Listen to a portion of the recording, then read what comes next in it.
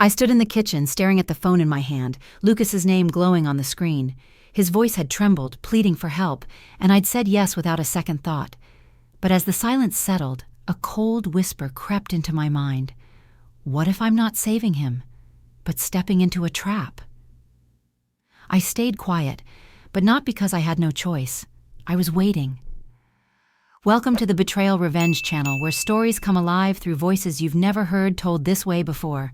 Join us for tales that stir your soul. It all began 3 months ago on a rainy afternoon I'll never forget. The rain tapped softly against my kitchen window, a steady rhythm that matched the slow drip of the coffee maker. My apartment smelled of warm grounds and the faint lavender from the candle I'd lit earlier. At 66, I'd grown to love these quiet moments, alone, but not lonely, or so I told myself. The sea beyond my window churned gray under the Oregon clouds, and I was just settling into my armchair with a book when the phone buzzed on the counter. Who could that be? I wondered, a flicker of curiosity stirring. Most days my phone stayed silent. Friends called now and then, but my son Lucas? He was too busy with his new life, his wife Brittany, and their newborn Levi. I crossed the room, my slippers scuffing the hardwood, and picked up the phone. Lucas's name glowed on the screen. My heart lifted, a warmth spreading through me like sunlight breaking through the clouds. "Lucas?" I answered, my voice soft, hopeful. "Mom." His voice was low, frayed at the edges like he hadn't slept in days. I need to ask you something." In the background I heard a faint cry. Levi, my grandson, his voice sharp and restless. My chest tightened.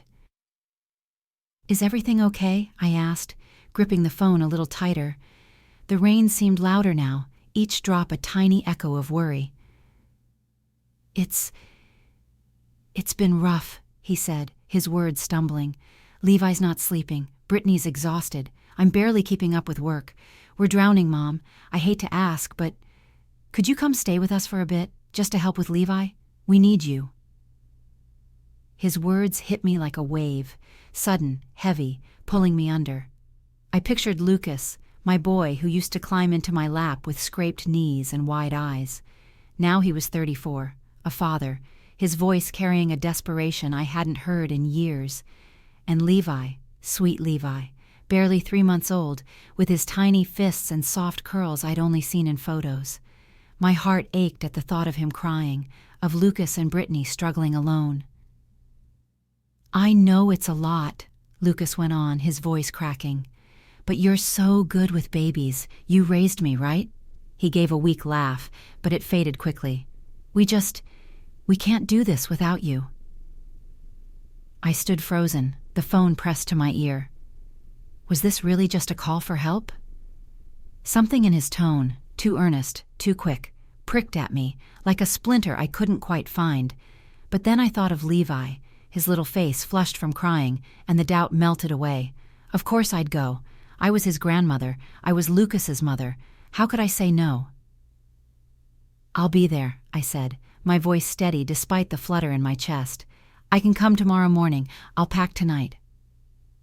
The relief in Lucas's voice was instant, spilling through the line. "Thank you, Mom. You're a lifesaver. I mean it." We said our goodbyes, and I set the phone down, my hands trembling slightly. The kitchen felt smaller now, the air heavier with the weight of what I'd just promised. I walked to the window, staring out at the rain-slicked street below. My reflection stared back, silver hair tucked behind my ears, lines etched deep from years of worry and love. I'd raised Lucas alone after his father passed, poured every ounce of myself into him, and now he needed me again. It felt right, like a chance to matter, to be needed. But as I turned away, a shadow of doubt lingered. Was I helping because they needed me, or because I needed to feel needed? I shook it off, scolding myself. "Don't overthink it, Marlene." I moved to the bedroom, pulling my old suitcase from the closet. The zipper rasped as I opened it, the sound sharp in the quiet. I folded a few sweaters, soft cotton shirts, and a pair of comfortable shoes. Practical things for a grandmother on duty. In the drawer, I found a small stuffed whale I'd bought for Levi months ago, its blue fabric worn from my nervous habit of rubbing it while thinking of him. I tucked it into the suitcase, imagining his tiny hands clutching it. The rain had slowed to a drizzle by the time I sat down to write a list. Diapers, maybe some baby lotion, gentle, unscented, for Levi's delicate skin. A box of chamomile tea for Brittany. She'd mentioned once how it calmed her nerves. For Lucas, I'd bring the oatmeal cookies he loved as a boy, the ones I used to bake when he came home from school, his backpack slung over one shoulder. The thought made me smile, a flicker of warmth in the quiet ache of my chest. I glanced at the clock. Nearly 9. The bus to their town left at 7 tomorrow. I'd need to be up early, but sleep felt far away. I walked back to the kitchen, pouring myself a cup of coffee despite the hour. The mug was warm in my hands, grounding me as I sat at the table, staring at the phone. Lucas's call replayed in my mind, his tired voice, the faint cry of Levi, the urgency that had pulled me in so easily. Why did it feel like more than just a call for help? The question hung there, unanswered, like the mist outside my window. I sipped my coffee, the bitterness sharp on my tongue. Tomorrow I'd board that bus. I'd step into their world, ready to give everything I had. But deep down, a small, stubborn voice whispered, "Be careful, Marlene. You don't know what you're walking into." The bus rattled to a stop, its brakes hissing like a sigh of relief. I adjusted the strap of my bag, the weight of it digging into my shoulder as I stepped onto the cracked pavement. The air in Lucas's small coastal town carried the sharp tang of salt and seaweed, mingling with the faint gasoline scent from the station. My suitcase bumped along behind me, wheels scraping against the ground, as I scanned the street for Lucas's car. Was I really here? A flutter of excitement stirred in my chest, laced with something heavier. Anticipation, maybe, or the ghost of that doubt from last night. I'd spent the ride picturing the moment I'd walk through their door. Lucas's tired but grateful smile, Levi's soft weight in my arms, even Brittany's quiet nod of thanks. I'd packed my suitcase with care, Levi's stuffed whale, chamomile tea for Brittany, those oatmeal cookies for Lucas. I wanted to arrive ready, useful, a mother who could still make things right. But as I stood there, the wind tugging at my scarf, a small voice whispered, "What if they don't see it that way?" Lucas's car pulled up, a faded blue sedan with a dented fender. He leaned across the passenger seat, pushing the door open. "Mom, you made it!" His voice was warm, but his eyes were shadowed, rimmed with fatigue. He stepped out, taking my suitcase with a quick, practiced motion, and I slid into the car, the leather seat cool against my legs. "Long ride?" he asked, glancing at me as he started the engine. "Long enough," I said, smiling, "but worth it to see you, and Levi." He nodded, his lips twitching upward, but his gaze stayed on the road. The silence stretched, broken only by the hum of the engine and the faint rattle of something loose in the dashboard. I wanted to ask about Levi, about Brittany, about how they were holding up, but something in Lucas's quiet held me back. Was he just tired? Or was there something he wasn't saying? We pulled up to their house, a small clapboard cottage with peeling white paint and a sagging porch. It looked cozy from the outside, the kind of place where you'd expect warm lights and laughter. But as Lucas led me up the steps, my suitcase thumping behind, the air felt off, heavy, like the moment before a storm. The front door creaked open, and Brittany stood in the living room, Levi cradled against her shoulder. Her hair was pulled into a messy bun, strands escaping like frayed threads, and her face was pale, marked by dark circles. She glanced at me, her eyes flat, unguarded. "Marlene," she said, her voice neutral, like she was reading my name off a list. "You're here." I forced a smile, stepping inside. The house smelled of baby powder and something sour, maybe spilled milk left too long. "Brittany, it's so good to see you," I said, setting my bag down. "And Levi, oh, he's grown." I reached into my bag, pulling out the small gift I'd packed. "I brought a little something for you. Chamomile tea. I thought it might help you relax." She took the box without looking at it, her fingers brushing mine briefly, cool and impersonal. "Thanks," she said, setting it on the counter. Her tone was clipped, not rude, but distant, like I was a delivery driver dropping off a package. Levi fussed in her arms, his tiny face scrunching, and she turned away, murmuring something soft to him as she disappeared down the hall. The door to their bedroom clicked shut behind her. I stood there, the gift bag still dangling from my fingers, the air suddenly thick with silence. Had I done something wrong? The warmth I'd carried from home, the hope of being needed, of being welcomed, flickered like a candle in a draft. I glanced at Lucas, hoping for some reassurance, but he was already hauling my suitcase to the corner of the living room. So, he began, scratching the back of his neck, his eyes avoiding mine. We're kind of tight on space right now. The guest room's full of baby stuff, crib parts, boxes we haven't unpacked. I'll clear it out soon, I promise. For now, would you mind? He gestured to the gray sofa in the living room, its cushions sagging under a thin throw blanket. The sofa. Not a bed, not a room, just the sofa. My heart gave a dull thud, like a stone dropping into still water. I'd come all this way, left my quiet apartment, my routines, to help them. And they hadn't even cleared a corner for me. Was this how they saw me, just someone to fit into the cracks of their lives? I swallowed the sting in my throat, forcing a nod. That's fine, Lucas, I said, my voice steadier than I felt. The sofa's plenty. I don't need much. Relief flashed across his face, quick and unguarded. Thanks, Mom. You're the best. He clapped a hand on my shoulder, then disappeared into the kitchen, calling over his shoulder, I'll grab you some water. I eased onto the sofa, the springs creaking under my weight. The fabric was rough, faintly sticky, as if it hadn't been cleaned in a while.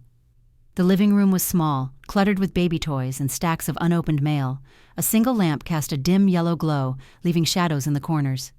Outside, the wind rattled the windows, carrying the faint roar of the ocean.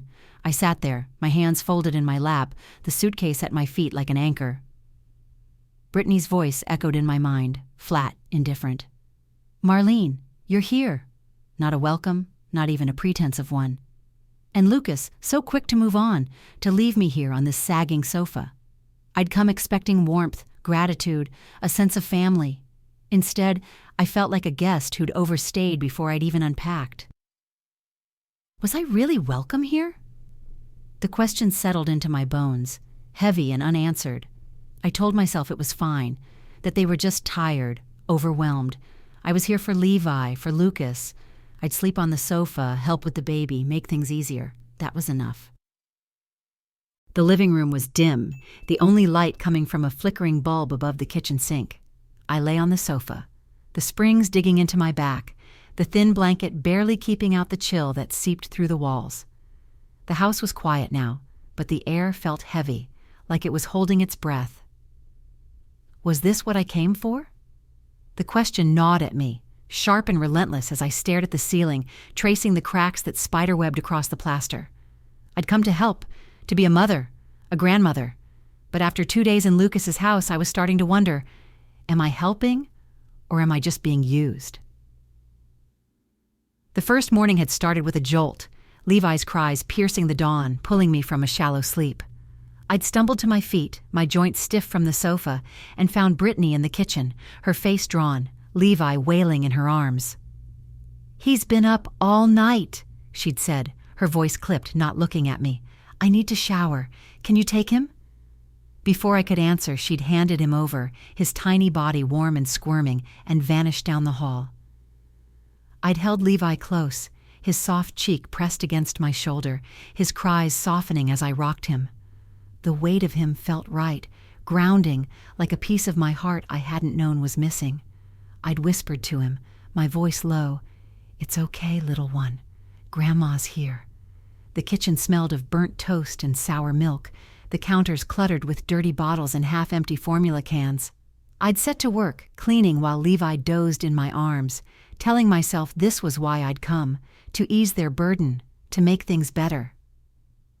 But as the days blurred together, that sense of purpose began to fray. Brittany's requests, no, her, orders, came fast and relentless. Marlene, the bottles need sterilizing. Don't use the dishwasher. It's not clean enough. Marlene, Levi's onesies need hand washing. The machine ruins them. Marlene, can you sweep the floor? It's getting dusty. Her voice was sharp, matter of fact, like she was directing a hired hand, not a mother-in-law who'd traveled hours to help. She never looked at me when she spoke, her eyes glued to her phone, thumbs tapping out messages or scrolling through videos, a faint smirk playing on her lips as she laughed at something I couldn't see. I'd nod, bite back the sting in my chest, and do what she asked. I scrubbed bottles until my knuckles ached, washed tiny clothes in the sink until my fingers pruned, swept floors that seemed to collect dust faster than I could keep up. All the while I cared for Levi, changing his diapers, rocking him through his fussy spells, pacing the living room until my legs burned. His soft gurgles and fleeting smiles kept me going, a flicker of light in the growing weight of my days. But even that light dimmed under Brittany's cold indifference. Lucas was no better. He'd leave for work before dawn, his footsteps heavy on the creaky stairs, and return long after dark, his face etched with exhaustion. "Hey, Mom," he'd mutter, dropping his keys on the counter, barely glancing at me before collapsing into a chair. He'd hold Levi for a moment, tickle his belly, then hand him back, saying, "I've got emails to catch up on." He'd disappear into the study, the door clicking shut, leaving me with the baby and the silence. Was this how he saw me now? I wondered, my heart twisting. Just someone to fill in the gaps? By the third day, I was running on fumes, my body aching from sleepless nights on the sofa, my stomach churning from the spicy leftovers Brittany insisted I make do with. I'd tried to speak up once, my voice tentative as I pushed a plate of chili aside. "Brittany, my stomach's sensitive. Maybe something lighter next time, a soup or just plain rice?" She'd barely looked up from her phone, her tone flat. "I'm too tired to cook twice, Marlene. If it doesn't work, you can grab something else." The words landed like a slap, casual but cutting, and I'd sat there, my fork frozen, the heat of humiliation creeping up my neck. I told myself to let it go. They were young, overwhelmed, stretched thin by parenthood.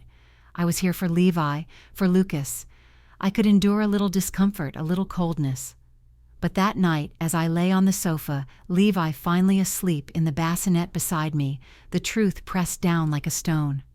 I wasn't just helping. I was invisible. My hands, rough from scrubbing and soothing, my back aching from carrying their burdens, they didn't see any of it.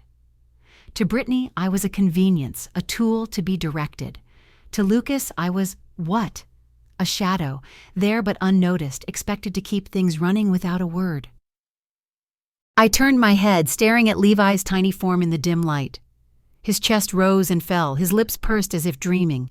He was so small, so perfect, and for a moment the ache in my chest softened. "I'm doing this for you," I thought, reaching out to brush a curl from his forehead. But as my fingers lingered, the question returned, sharper now. How much of myself am I supposed to give before it's too much? The house creaked around me, the wind rattling the windows like a warning. I closed my eyes, trying to push the thought away, but it clung to me, stubborn and unyielding. I'd come here out of love, out of duty, but love was supposed to feel warm, wasn't it?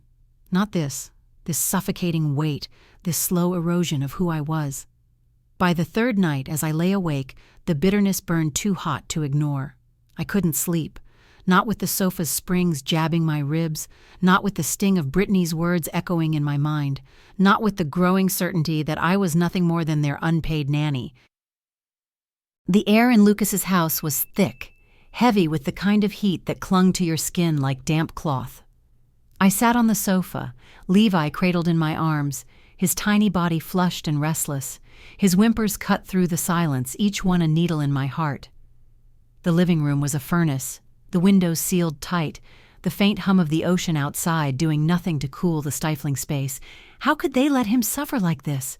The question burned in my mind, sharp and accusing, as I fanned Levi with a folded magazine, its pages fluttering uselessly against the oppressive warmth.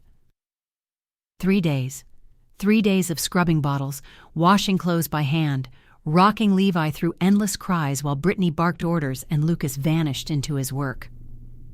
3 nights on this creaking sofa, my body aching, my stomach twisting from meals I could barely choke down. I'd told myself I could endure it. For Levi, for Lucas, for the family I wanted to believe we still were. But now, as Levi's face grew redder, his tiny fists clenching in discomfort, something inside me cracked. Why am I letting this happen? I glanced at the old air conditioner mounted on the wall, its dusty vents silent but promising. I'd noticed it the first day, but Brittany's sharp voice had kept me from touching it. "We can't afford the electric bill, Marlene." But Levi's whimpers were growing louder, his skin hot against mine, and I couldn't sit still any longer. I stood, carefully laying him in the bassinet, and grabbed the remote. My hands trembled, not from fear, but from a quiet, stubborn resolve. He needs this, and I'm done asking permission. I pressed the button. The unit hummed to life, a soft rush of cool air spilling into the room. It was like a sigh, a moment of relief that wrapped around Levi and me both. His cries softened, his eyelids fluttering as the heat began to lift. I stood there, watching his face relax, a small smile tugging at my lips. "There you go, little one." For the first time in days, I felt like I'd done something right. Then the bedroom door slammed open. Brittany stormed out, her eyes blazing, her hair wild from sleep.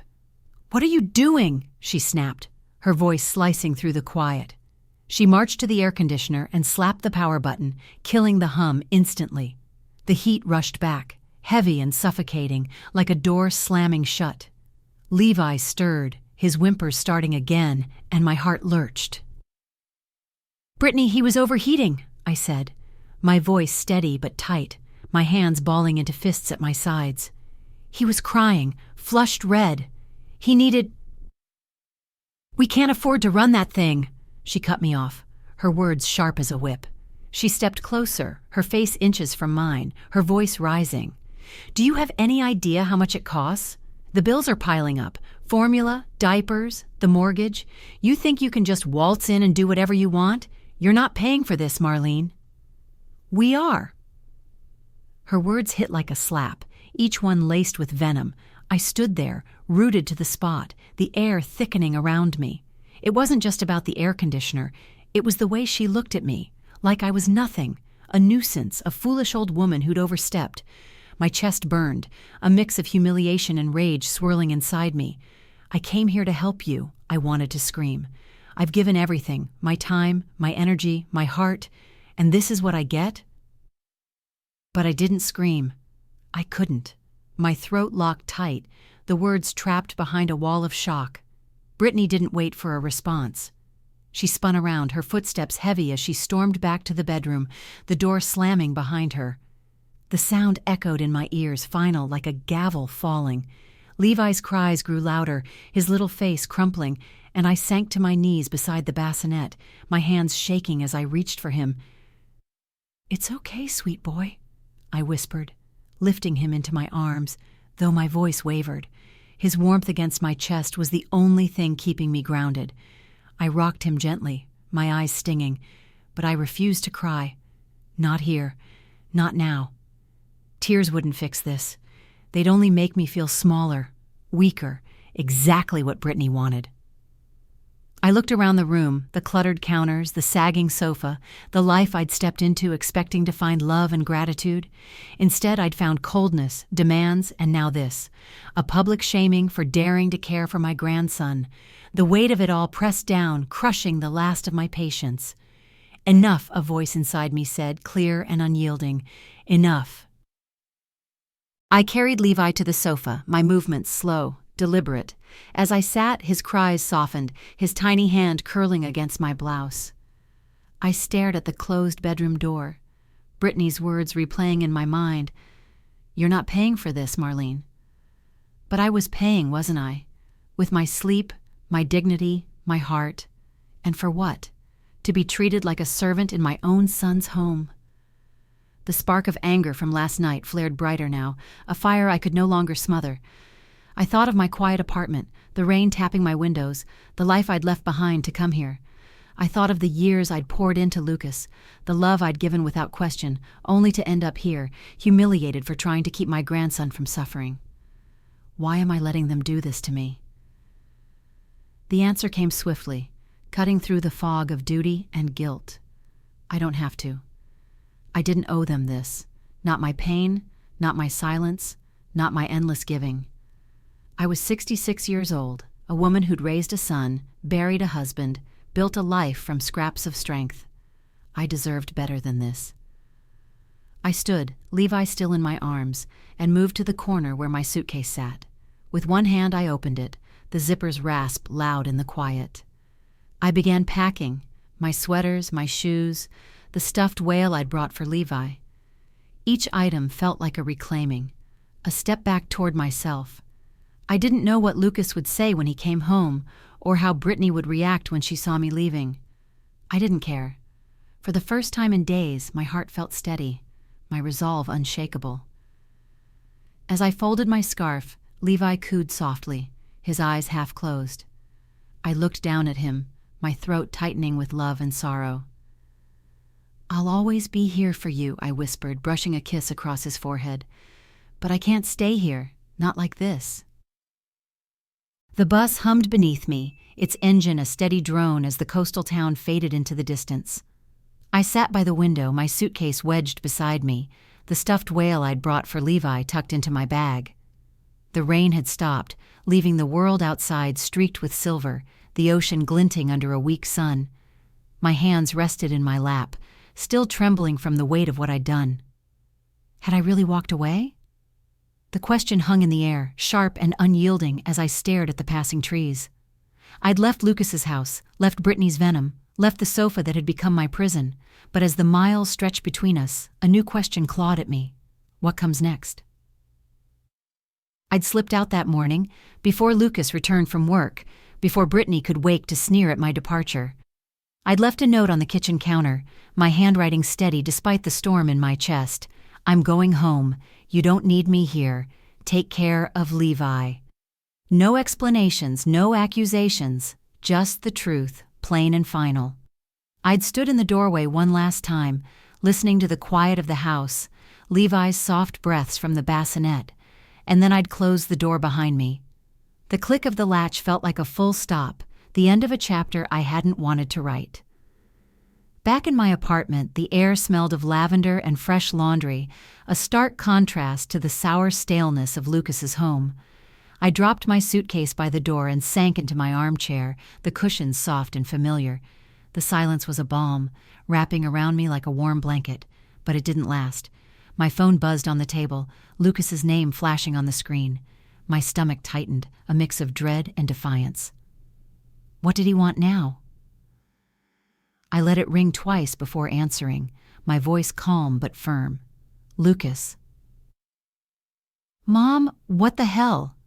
His voice was loud, jagged with anger, no trace of the tired plea from days ago. "You just left? No warning, no nothing?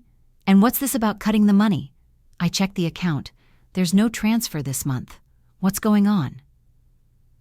I closed my eyes, picturing him pacing their cluttered living room, his face flushed, his hands gesturing wildly as they always did when he was upset. The money. Of course. For years I'd sent them $3,000 a month, draining my retirement savings to keep their mortgage afloat. I'd done it out of love, out of duty, believing it was my role to help my son build his life. But after Brittany's outburst, after the sofa and the endless demands, I'd made another decision on that bus ride home. No more.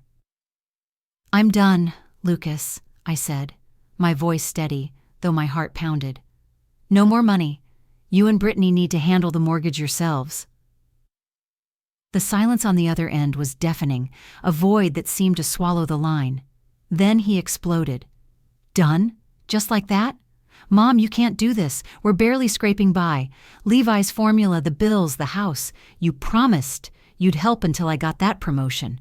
You're screwing us over." His words stung, each one a dart aimed at my guilt.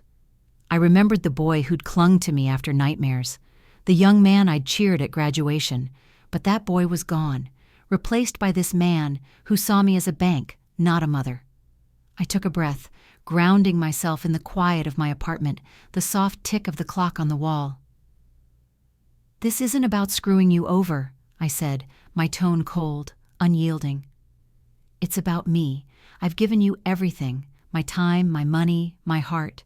And what did I get? A sofa to sleep on, orders from your wife, and a lecture for trying to keep your son from overheating. I'm not your safety net, Lucas. You're 34, you have a job, a family. It's time you and Brittany figure it out. He sputtered, his voice rising. You're acting like we don't appreciate you. Brittany's stressed, okay? She didn't mean to snap. And I've been slammed at work. We're doing our best.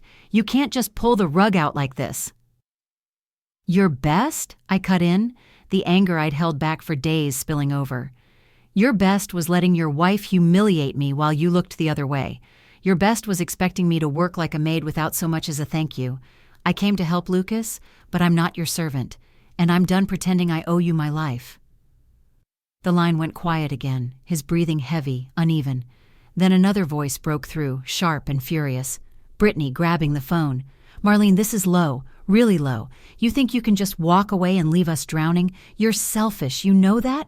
We're family, and you're turning your back on us. Her words were like a blade, slicing through the last of my restraint. I pictured her standing there, her eyes narrowed, her lips curled in that familiar sneer. But I wasn't in her house anymore, bending under her demands. I was in my own space, my own life, and her words couldn't touch me here. Selfish? I said, my voice low, cutting. I gave up my home, my comfort, to help you. I slept on your sofa, scrubbed your dishes, cared for your child while you scrolled your phone, and you called me a burden for turning on the air conditioner to keep Levi cool. You don't get to lecture me about family, Brittany. Family doesn't treat each other like that. She started to speak, but I didn't let her. I'm done, I said, the words final, a door slamming shut. You want to talk about family? Start acting like one. Pay your own bills. Raise your own son. I'm not your ATM, and I'm not your maid. I hung up, the phone clattering onto the table, my hands shaking with the force of it. The silence that followed was profound, broken only by the distant crash of waves outside my window. I leaned back in my chair, my chest heaving, the weight of years lifting and settling all at once. I'd drawn the line clear and unyielding, and for the first time in a long time, I felt free. Not from love. I'd always loved Lucas, always loved Levi, but from the chains of their expectations. The morning sun filtered through my apartment's curtains, casting soft streaks of light across the hardwood floor. I sat at my kitchen table, a cup of coffee cooling in my hands, the scent of roasted beans mingling with the faint lavender from my candle. The quiet was a gift, a stark contrast to the chaos of Lucas's house, but it couldn't drown out the unease that had settled in my chest. Had I gone too far? The question lingered, heavy and unanswered, as I traced the rim of my mug. Cutting the money, leaving without a word. It was necessary, but the silence from Lucas and Brittany felt like the calm before a storm. What were they saying about me now? I'd kept my phone on silent, avoiding the world beyond my door. My apartment was my sanctuary again, clean, orderly, mine. I'd spent the morning tending to my plants, their green leaves glossy under my care, a small act of reclaiming myself. But as I reached for my watering can, a knock at the door startled me, sharp and insistent. My heart sank. Who could that be? It was Carol, my neighbor from down the hall, her face creased with concern. She held her phone tightly, as if it might leap from her hands. Marlene, she said, her voice low, hesitant. Have you seen what's going on online? I didn't want to bother you, but you need to know. I frowned, ushering her inside. The air felt heavier now, charged with something I couldn't name. What's going on? I asked, my voice steady despite the knot forming in my stomach. She handed me her phone, the screen open to a local community group on social media. Coastal Neighbors Hub, a place for potluck invites and lost pet notices. But there, pinned at the top, was a post from Brittany. My breath caught as I read her words. Some people think they can play the victim after abandoning their family. Marlene cut us off without a word, left us struggling with a newborn. She called me ungrateful, said I was using her. Guess money matters more than her grandson. Attached was a photo of me from months ago holding Levi, my smile tired but genuine. Below it, she'd added, "This is who she really is." The post was alive with reactions, angry faces, sad emojis, comments piling up like stones. That's awful. How could she do that to her own son? Poor Brittany, dealing with this on top of a baby. Marlene always seemed so nice. Guess you never know. My hand shook as I scrolled, each word a blade twisting deeper. How could she lie like this?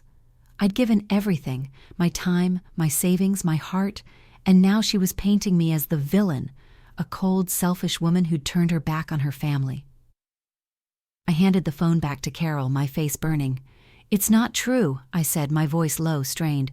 "None of it." "I didn't think so," Carol said softly, her eyes kind but searching. "But people are talking, Marlene. At the market, the library, they're saying you walked out, left Lucas and Brittany in the lurch. Brittany's been telling everyone who'll listen."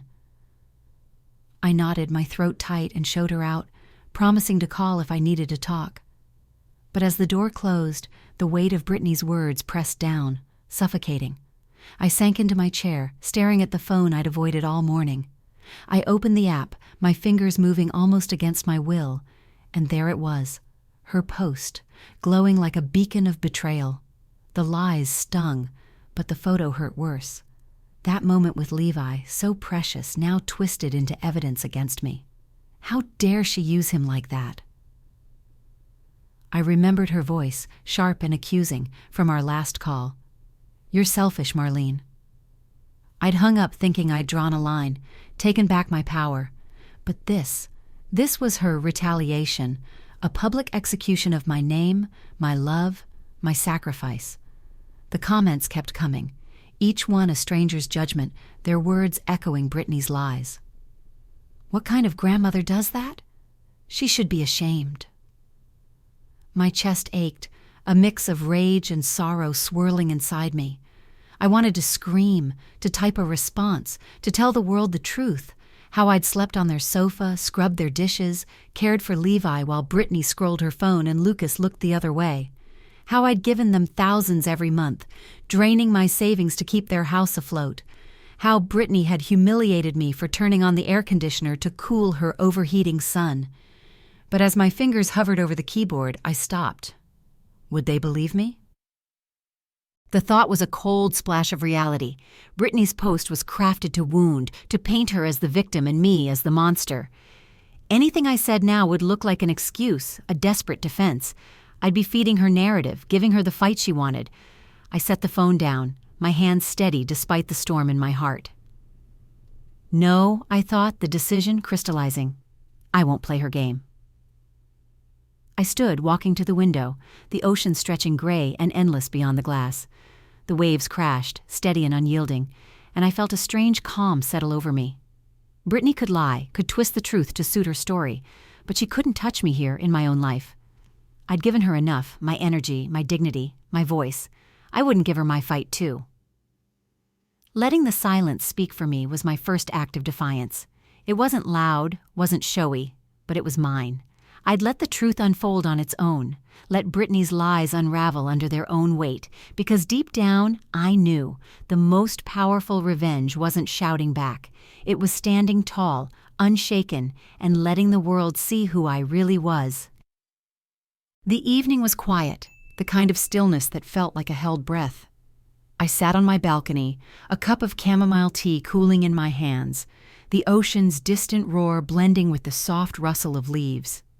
My apartment was my refuge, its familiar scents, lavender, fresh linen, grounding me after weeks of chaos. Brittany's vicious post still lingered in my mind, its lies a dull ache, but I'd chosen silence, letting her words hang unanswered. Was that enough? The question tugged at me, restless, as I watched the horizon fade into dusk. I'd drawn my line, reclaimed my life, but a part of me wondered, have I truly escaped them? The phone buzzed on the table, shattering the calm. Lucas's name glowed on the screen, and my heart lurched. I hadn't heard from him since our last call, when his anger had crackled through the line, accusing me of abandoning them.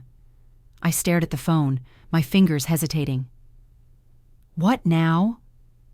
Brittany's public attack had left me wary, but something in the late hour, the urgency of the call, pulled me in. I answered, my voice cautious but firm. "Lucas?" "Mom!" His voice was raw, trembling, nothing like the fury from before. "It's Levi. He's really sick. High fever, 102 degrees. He's in the hospital. I don't know what to do." A sob broke through, jagged and desperate. "Brittany's gone. She left this morning, said she needed space. I've been calling her, but she's not answering. Mom, please, I need you." The words hit like a tidal wave, washing away the distance I'd built. Levi, my sweet grandson, burning with fever, alone in a hospital bed. My chest tightened, a surge of love and fear drowning out the anger I'd nursed. I pictured his tiny face, flushed and listless, his small hands reaching for comfort. But then Brittany's sneer flashed in my mind, her lies, her cruelty, Lucas's silence as I'd suffered in their home. Could I go back after all that? I gripped the phone, my knuckles white, my mind a battlefield. Part of me wanted to say no, to protect the fragile peace I'd found, to let them face the consequences of their choices. I'd given too much, been hurt too deeply. But Levi's face, his innocent eyes, anchored me. He wasn't them. He didn't deserve to suffer for their mistakes. And Lucas's voice, so broken, so unlike the man who demanded my money, stirred something I couldn't ignore. Was this my duty, or my heart betraying me again? "Which hospital?" I asked, my voice steady despite the storm inside. "I'm coming." He rattled off the name, his relief palpable even through the line. "Thank you, Mom, Thank you." The call ended, and I sat there, the tea forgotten, the night air suddenly colder. I didn't move for a long moment, wrestling with the decision I'd just made. Why am I doing this? I'd walked away, cut the ties, promised myself I was done. But Levi's fever, Lucas's desperation, they were real, undeniable. I couldn't turn my back on my grandson, not when he needed me most. I grabbed my coat, my hands moving on instinct, and headed out the door. The drive to the hospital was a blur, the coastal roads slick with mist, my headlights cutting through the dark. My heart pounded, a mix of dread and determination. I didn't know what I'd find, Levi's condition, Lucas's state, or what Brittany's absence meant. But as the hospital's stark white sign came into view, one truth settled in my bones. I wasn't here for them. I was here for Levi. The emergency room was chaos. Crying children, harried nurses, the sharp smell of antiseptic stinging my nose. I found Lucas in a corner, slumped in a plastic chair, his face pale, his hands trembling as he clutched a crumpled tissue. Levi lay in a crib beside him, his tiny body swaddled in a thin blanket, his cheeks flushed with fever. A monitor beeped softly, its rhythm a fragile tether to hope. Lucas looked up, his eyes red-rimmed, and for a moment he was my little boy again, lost and scared. "Mom," he whispered, standing to meet me. "He's been like this for hours. The doctors say it's an infection, but they're still running tests. I didn't know who else to call." I nodded, my gaze fixed on Levi. I stepped past Lucas, leaning over the crib, my hand brushing Levi's forehead. His skin was hot, his breathing shallow, but his eyes flickered open, meeting mine with a glimmer of recognition. "I'm here, sweet boy," I murmured, my voice soft, steady, pouring every ounce of love into those words. He stirred, his tiny fingers curling around my thumb, and my heart ached with a fierceness I hadn't felt in weeks. I turned to Lucas, my voice low but firm. "Where's Brittany?" He shook his head, his shoulders sagging. She said she couldn't handle it. The stress, the baby, everything. She left this morning, said she'd be back, but her phone's off. I don't know where she is." The words landed like stones, heavy and cold. Brittany, gone, leaving her sick son, her husband, in the middle of a crisis. I wanted to rage, to demand how she could be so selfish, but I held it back. Levi needed me now, not my anger. I sat beside the crib, taking Lucas's hand briefly, a gesture of strength more than forgiveness. "We'll get through this," I said, "for Levi." As the hours ticked by, I stayed by Levi's side, wiping his brow, humming softly to calm his restless cries. Lucas sat nearby, silent, his face a mask of guilt and fear. The hospital's fluorescent lights buzzed overhead, casting harsh shadows, and I felt the weight of my choice settle in. I'd come back, stepped into their world again, but not for them. Not for Brittany's cruelty, not for Lucas's entitlement. I was here for Levi, for the love that still bound me to him, no matter how much they'd hurt me. The hospital room was a cocoon of quiet, broken only by the gentle beep of Levi's monitor and the distant hum of voices in the hall. I sat beside his crib, my hand resting lightly on his small chest, feeling the steady rhythm of his breathing. His fever had broken hours ago, his cheeks no longer flushed, his curls soft against the pillow. The sharp scent of antiseptic lingered, but it was softened by the warmth of my presence, a shield against the sterile cold. Was he truly safe now? The question hung softly, a thread of hope as I watched him sleep. I'd come for Levi, not for Lucas or Brittany, but their shadows still loomed. Could I hold on to my strength this time? Lucas sat across from me, his shoulders slumped, his eyes fixed on the tiled floor. The silence between us was thick, heavy with the weight of our past. He hadn't spoken much since I arrived, his guilt a quiet storm. Brittany was still gone, her absence a raw, unspoken question. I'd stopped asking, stopped expecting her to return. My heart was with Levi, his tiny hand twitching in sleep, his trust a lifeline through the chaos. Then, a sharp buzz cut through the stillness, Lucas's phone vibrating against the plastic chair. He snatched it up, his face tightening as he read the screen. "Mom," he said, his voice low, unsteady. "You need to see this." He handed me the phone, his hand shaking as if the weight of what he'd found was too much to hold alone. I took it, my stomach nodding as I saw the social media post glaring back at me. It was from a local moms group, shared dozens of times, comments piling up like sparks catching fire. The post was a screenshot of Brittany's latest update, a photo of her at a beachside bar, her hair loose, a cocktail raised in a mock toast, her smile sharp against the sunset. The caption read, "Sometimes a mom just needs a break." Below, a friend had reposted it with a scathing note. "Your son's in the hospital and you're out drinking? Disgraceful." The words hit like a slap, Brittany's betrayal laid bare for all to see. I scrolled through the comments, my hands steady despite the anger simmering inside. What kind of mother does this? Poor Levi, abandoned by her. Lucas deserves better. The town had turned on her, their judgment swift and unforgiving, stripping away the victim mask she'd worn so well. My breath caught, not from surprise, but from a strange relief. She can't hide anymore. I handed the phone back to Lucas, meeting his eyes. They were red, hollow, a mix of shame and exhaustion. "I didn't know," he whispered, his voice breaking. "She said she needed space, but this... I'm so sorry, Mom, for everything, for letting her hurt you, for not standing up. You didn't deserve any of it." His apology was raw, unguarded, the first crack in the wall he'd built between us.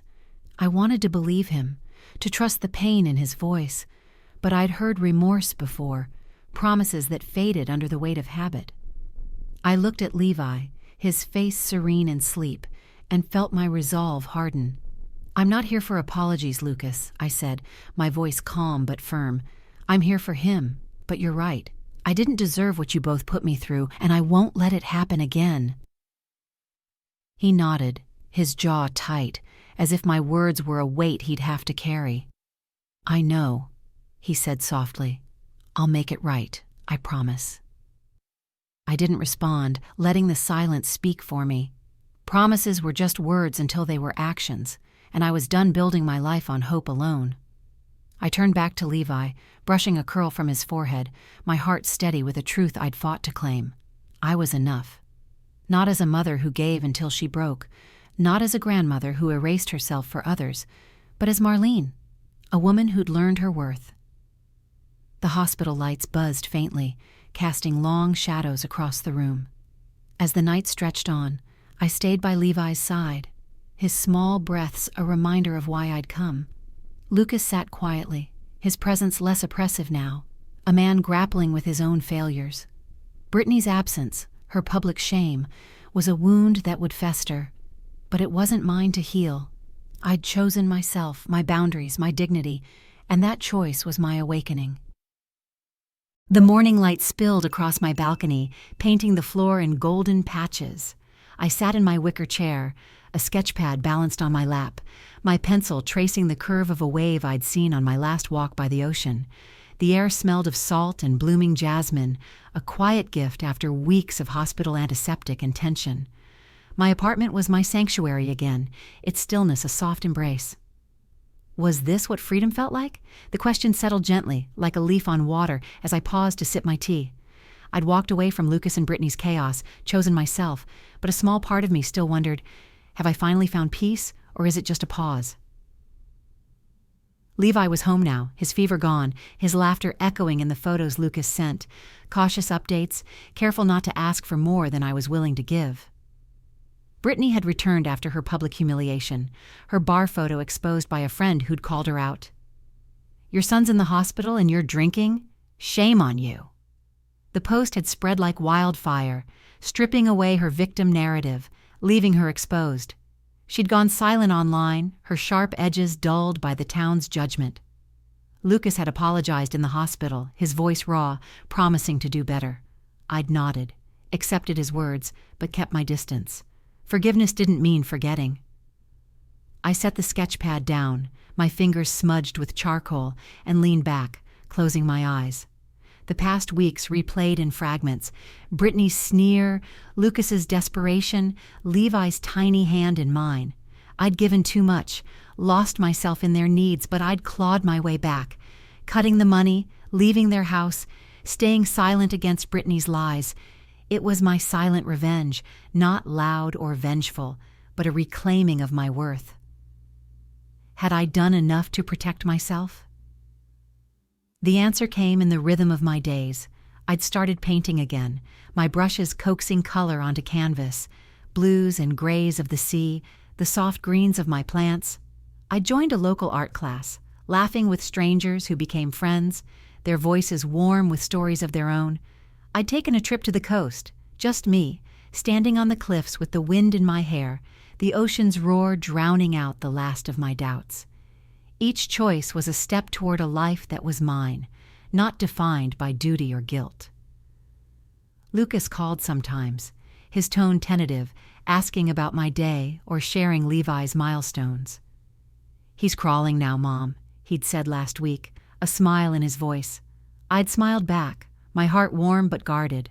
Brittany was quieter, her messages short, polite, stripped of the venom I'd once known.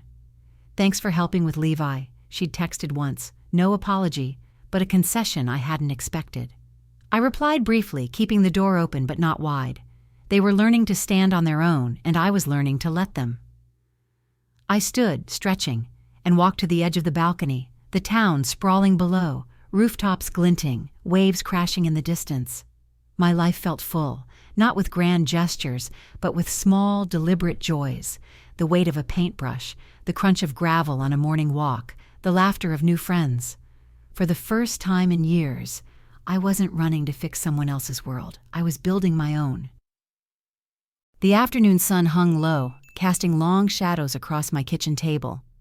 I stood at the counter, chopping carrots for a stew, the rhythmic thud of the knife grounding me in the quiet of my apartment. The air smelled of rosemary and simmering broth, a comfort I'd come to cherish in these months of reclaiming my life. My sketch pads lay stacked in the corner, their pages filled with waves and cliffs, proof of a creativity I'd thought I'd lost. Was this really mine now? The question felt softer now, less like a challenge and more like a confirmation as I stirred the pot. I'd found peace, hard-won, deliberate, but a small voice still whispered, "Can it last?" The doorbell chimed, sharp and unexpected, slicing through my calm. I wiped my hands on a dish towel, my heart quickening. Visitors were rare these days, my circle small and chosen. I opened the door to find Lucas standing there alone, his face drawn, his hands shoved deep in his pockets. No Levi, no Brittany, just him, his eyes heavy with something I couldn't quite read. What did he want now? "Mom," he said, his voice low, almost a whisper. "Can we talk?" I hesitated, my hand tightening on the doorframe. Months had passed since the hospital, since Brittany's lies unraveled and Lucas's apologies began. Our calls had been brief, careful, a fragile bridge between us. I'd set boundaries, kept my distance, but seeing him here, unannounced, stirred a mix of wariness and curiosity. I stepped aside, nodding. "Come in." He followed me to the living room, his steps slow, as if carrying a weight. The space felt smaller with him in it, the air charged with unspoken history. I gestured to the couch, my couch, soft and welcoming, not the sagging prison of his home, and sat across from him in my armchair. The silence stretched, heavy, until he finally spoke. "I've been thinking a lot," he said, his hands clasped, his gaze fixed on the floor. "About everything. How I let you down, how I treated you like you didn't matter." His voice cracked and he looked up, his eyes meeting mine, raw and searching. "I'm sorry, Mom, really sorry. For the money, for Brittany's attitude, for not seeing how much you gave us. I was so caught up in my own mess I didn't see you." His words landed softly, each one a pebble in the still water of my heart. I'd waited for this, hadn't I? For him to see me, to understand the hurt he'd caused. But as I sat there watching him fidget, I felt no rush of relief, no urge to forgive and forget. Instead, a quiet clarity settled in. Was this apology for me or for him? "Thank you for saying that," I said, my voice even, measured. "But words aren't enough, Lucas. You let Brittany humiliate me. You let me sleep on a sofa while I cared for your son, paid your bills.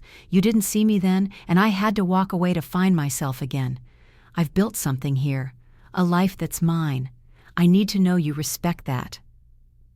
He nodded, his face tightening, as if my words were a weight he hadn't expected. "I do," he said quickly. "I swear, Mom, things are different. Brittany's trying. She's in therapy, working on herself. We're paying our own way now, no more leaning on you. I want you back in our lives, in Levi's life. He misses you." He reached into his pocket, pulling out a small photo of Levi, grinning with a new tooth, his eyes bright. "I thought maybe you could visit. Start fresh. We'll do better this time." The photo trembled in his hand, and my chest ached at the sight of Levi's face. I missed him fiercely, his gurgles, his tiny hands, the way he'd nestle against me. But Lucas's plea, his promise of change, felt like a familiar tide pulling me back. I'd heard promises before, seen glimpses of remorse, only to drown in their expectations. Could I trust this? I took the photo, my fingers brushing the glossy surface, and set it on the table. "I love Levi," I said, my voice soft but firm, "and I want to be in his life. But I can't go back to how things were, Lucas. I won't. If you want me there, it's on my terms. No demands, no assumptions. I'm not your safety net anymore. I'm your mother, and I deserve respect." His eyes widened, a flicker of surprise, maybe hurt, crossing his face. "I get it," he said, his voice quieter now. "I'll prove it, Mom, whatever it takes. Just don't give up on us." I studied him, searching for the boy I'd raised, the man I hoped he could be. His sincerity felt real, but trust was a bridge I'd have to rebuild slowly, brick by brick. "I haven't given up," I said finally, "but I'm not rushing in either. Let's take it one step at a time." He nodded, a small, tentative smile breaking through. "One step. I can do that." He stood, hesitating, then stepped forward, his arms opening. I rose, letting him hug me, his embrace warm but brief, a gesture of hope rather than certainty. As he left, the door closing softly behind him, I felt the weight of his visit settle in. A chance, not a guarantee. The ocean stretched before me, its waves rolling in a steady rhythm, each crash a promise of renewal. I stood on the cliffside path, my easel planted firmly in the sand, my brush sweeping across the canvas in bold strokes of blue and gold. The air was crisp, scented with salt and wildflowers, the kind of morning that felt like a gift. My heart was light, unburdened as I painted the horizon. Was this what it meant to be whole? The question danced in my mind, soft and sure, as I blended colors under the open sky. I'd fought for this, my peace, my voice, my life, and now it was mine. But a quiet wonder lingered. What comes next? Months had passed since Lucas's visit, his apology a fragile seed planted in the space between us. True to his word, he'd respected my boundaries. Our visits were short, deliberate, afternoons at the park with Levi, his laughter filling the air as he toddled through the grass, his small hand in mine. Lucas joined us sometimes, his presence quieter now, no longer demanding. Brittany stayed distant, her texts polite but sparse, a silent acknowledgement of the line I'd drawn. They were managing, paying their bills, raising their son, without leaning on me. And I was thriving, my days filled with art, friends, and the freedom to choose. I paused, dipping my brush in turquoise, and glanced at the letter tucked into my bag. It had arrived yesterday, handwritten, the envelope worn as if carried too long. Lucas's words were simple, unguarded. Mom, I'm proud of you. I see you now, really see you. Thank you for giving us a chance to make this right. Levi's lucky to have you. No requests, no guilt, just a recognition that felt like a bridge mending. I'd read it twice, my eyes stinging, but I hadn't replied yet.